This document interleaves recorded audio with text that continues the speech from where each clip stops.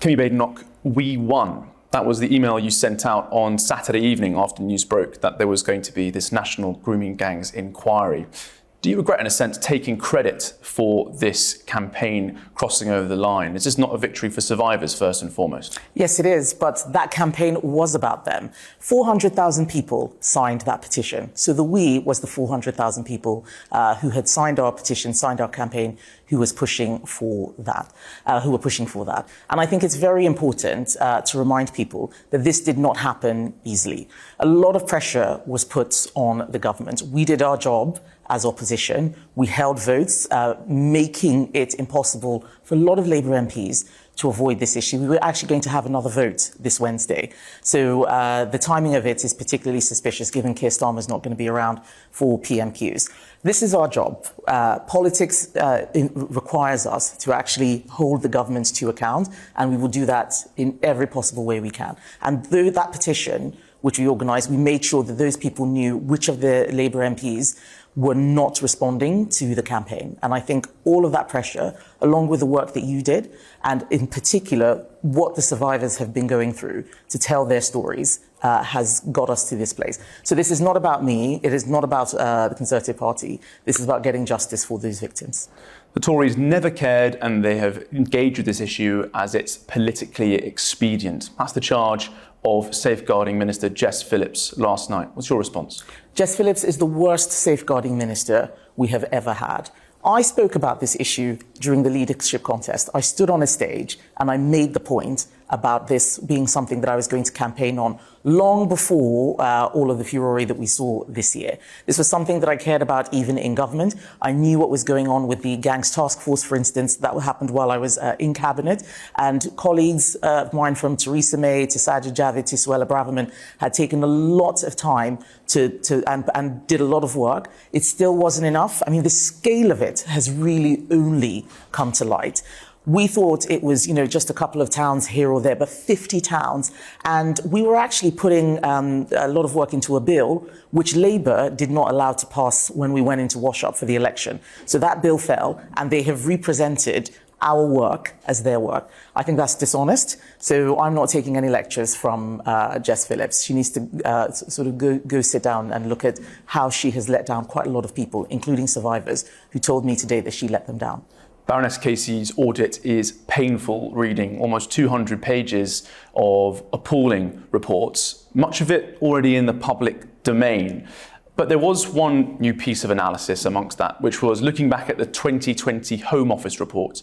When Priti Patel was Home Secretary, she released a report which found that there was not a disproportionate overrepresentation of British Pakistanis. Casey said that claim is not evidenced in research or data. Is Priti Patel and the Conservatives to blame then for advancing this myth, this racial myth about the grooming gang scandal? I disagree. This was something that we raised before and after that. I don't know where the data for that report, what it was based on. There was a lack of data. That was the problem. There was only 30% gathered, but the Conservative Home Office still says it's an overrepresentation. I did a report after that as Minister for Equalities, where I referenced this and talked about loads of integration issues, including the grooming gang one, and talked about ethnicity as well. So lots of different people were doing different bits of work, but the cumulative evidence that we have from the work that we did in government is that ethnicity was an issue. That's why Sajid Javid asked for ethnicity to be collected. He was called far-right. He did that in 2018. That was before Priti Patel's report came out in 2020. I mean, how are survivors going to trust your leadership at the Conservative Party if you've got someone on your front bench who put out a report saying that actually Pakistanis weren't overrepresented, that most CSE being conducted by groups was white men, when that information just wasn't there? Do you think Priti Patel should clarify why she let that report come out?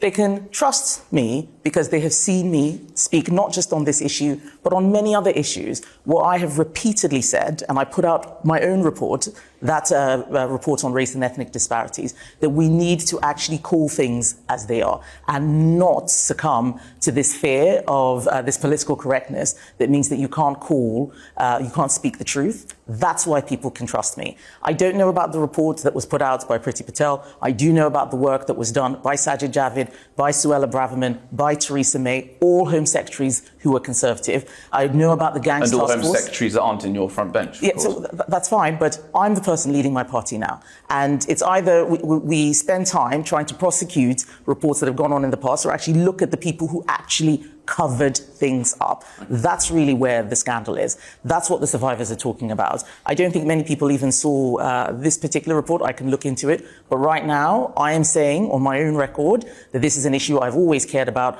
I made it a flagship of my leadership bid last year, and I have not let it go since January, even when a lot of people were saying, why do you keep talking about this? I would say a lot of people have seen that report, and it's been used a lot by the media and by politicians to quieten discussion on it. But let's move on from that now, because in that review, there was a lot of criticism of previous efforts. And speaking to reporters last night, Baroness Casey told us that successive governments had faffed about for so many years. Now, you say that only recently the full national scale of this crisis has come to light. So certainly from my perspective. Right. Certainly from my perspective, because we had commissioned Baroness Casey to do some work right back in 2015. Specifically on Rotherham. Yes, but that's what I mean, that we were hearing about individual cases. What I'm saying now is that there's so much happening across that someone needs to join the dots.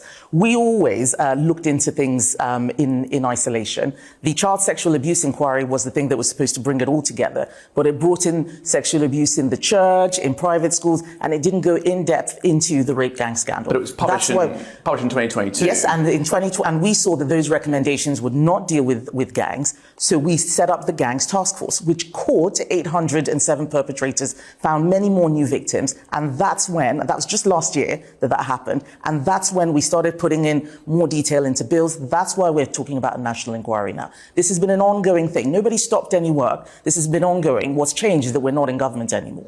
Baroness Casey is calling for two separate inquiries, really. One's going to be a police command, the National Crime Agency leading that investigation right across the country. Are you concerned that they haven't got the resources to deal with this issue? And separately on the justice system, we've got people being released from prison for appalling offences much earlier than what they expected to be behind bars for when they were sentenced. The prison population is absolutely at its limit. Is this country ready to take on this task? Does there need to be a serious upgrade of our justice capabilities to deal with tackling these groomers? We need to make ourselves ready. There are no excuses that will be acceptable this time. We need to make ourselves ready. This is one of the things that Fiona Goddard said in the press conference, that hearing about Bradford, that is. Yes, that's right. That hearing perpetrators getting sentences of 20 years and then hearing that they may only serve a third. I mean, that's outrageous. So we need to make sure that the police are properly resourced and that these are not the people who are getting let out of prison early. This scandal is something that needs national attention. It is one of the worst scandals our country has ever seen. And also onto that more broader civil inquiry, details need to be put forward on what's actually going to happen there. We do know it's been accepted by the Prime Minister, but questions remain on where it will look. We're hearing about local inquiries with statutory powers feeding into a national commission. Does that sound sufficient to you? Because we've heard from a lot of survivors and campaigners that they want more areas to be assessed, in particular Whitehall and government and Westminster, because there's compelling evidence of civil servants covering up this abuse, of the CPS criminalising children and decisions being made internally to go after them rather than the predators. Do we need Westminster to be dragged in front of this commission as well? Well, Charlie, you would have heard the survivors say in the press conference that they don't want to see just a few towns. They want to see all the towns looked at. And I said, on that platform, that wherever the evidence takes us, we should be looking. No stone should be left unturned. And it doesn't matter whether it's local or national government. Westminster isn't a town, though. Yeah, but that's my point, that nothing should be left unturned. All institutions, whether it's the CPS, whether it's Whitehall, wherever it is, where there is evidence, follow the evidence and go and look at where there might be cover-ups, because the cover-ups are what have meant that this has taken so long. It's very hard to investigate things if the local authority that has the evidence is not providing it, is sending victims away, if the police are not taking down evidence, if they're calling 10-year-olds child prostitutes and so on and so forth. That's where the real scandal is. Now, Sir Keir Starmer and the Labour government say they want to smash the gangs, want to deal with the illegal crossings over the English Channel. But we also heard from Baroness Casey's report that there is a link between asylum seekers in some live cases and grooming gang offences. Is the grooming gangs crisis now a border security issue? And are you nervous that group-based child sexual exploitation could be being fuelled by the small boats crisis? So it is absolutely correct for Baroness Casey to link these two issues together. We heard that in some instances it was asylum seekers, people who sought sanctuary in our country, who actually were committing these crimes. And this is why I say that Britain is being mugged. People are exploiting our kindness, and we need to put a stop to it. So you would know that we've come out with new policies. The Conservative Party has very strong, tougher policies on migration, not allowing people to use the Human Rights Act to avoid deportation. But these things are linked. And yes, I am worried about all the people who are coming into the country. Labour haven't smashed any gangs. The small boats crossings are higher now than they ever were when we were in government. We've seen the largest increases under Labour because people feel that they are a soft touch. When we had the Rwanda plan, the third country deterrent, we saw numbers drop. We saw evidence that people were going straight to Ireland because they were worried about being sent to Rwanda. Keir Starmer scrapped that plan. He's got no alternative. We saw him go to Albania and be sent back by the Albanian president or prime minister, who said that he wasn't interested in being the third country deterrent there. So they've got no plan right now. They're not smashing anything. And that's another area that we're going to continue putting the pressure on. Finally, we saw the Labour MP for Telford, Sean Davis, stand up in Parliament yesterday and accuse the previous Home Secretary, Amber Rudd, of rejecting a request for an investigation in Telford. It transpires actually that he had written a letter to her saying that that investigation shouldn't take place. Do you think there'll be a lot of Labour MPs around the country a bit nervous about what this inquiry might find, about actions they might have taken previously while in local authorities around grooming gangs? Yes, and he is the classic example. If he had said what he said outside Parliament, I think that he could have been done for libel. Or slander, certainly.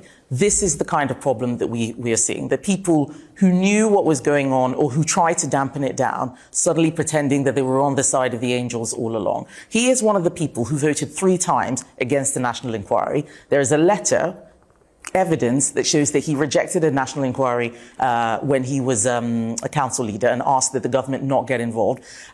I remember Lucy Allen, who was the Conservative MP for Telford, asking for an inquiry. He was the person who was arguing against her and talking her down. So he has a lot of questions to answer, and what he did in Parliament yesterday was absolutely disgraceful. Kemi Badenoch, thank you very much. Thank you.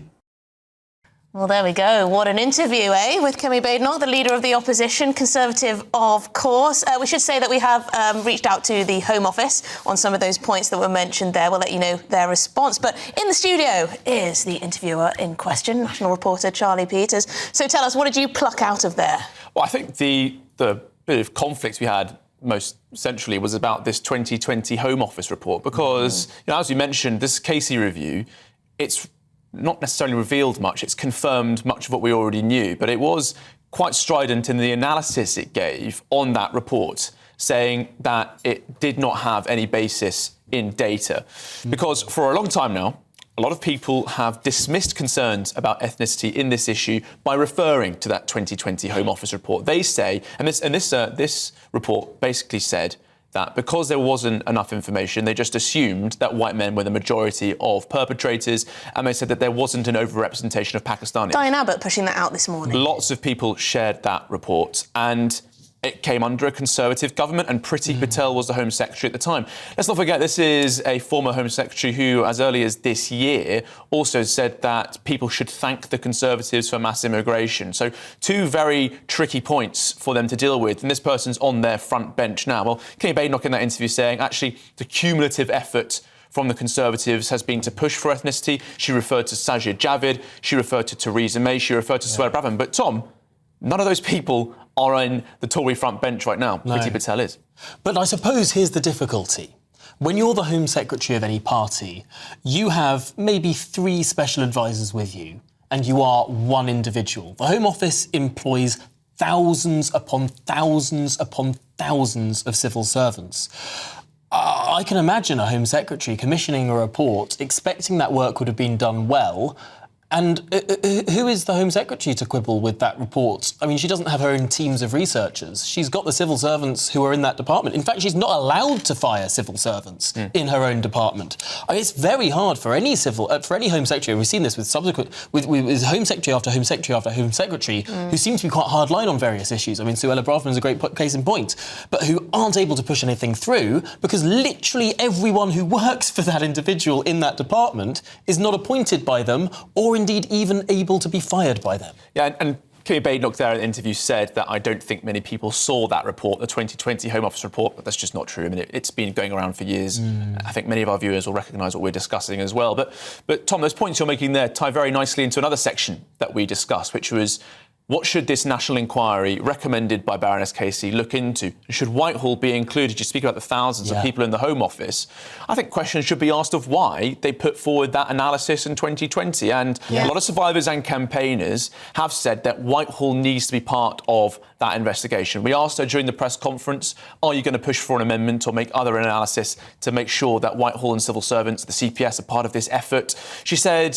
She didn't say it directly, so she sort of dodged the question in a sense, but she did say we should follow the evidence where it is and look at any bodies that are involved. But then in the interview, she also said we need to look at local areas where this is going on. I think a lot of survivors just want that clarity. Is Whitehall going to be involved? Such a good point on that Home Office report, because every commentator who's wanted to downplay the ethnic or religious element of this has used that. Yeah, and plenty of them have deleted their posts on social media. Oh, sharing yes. everything. That's important. Funny that, isn't it? And if anyone wants to look at that section in the Casey report, Chapter 6, Section 2, titled Denial, which covers in detail that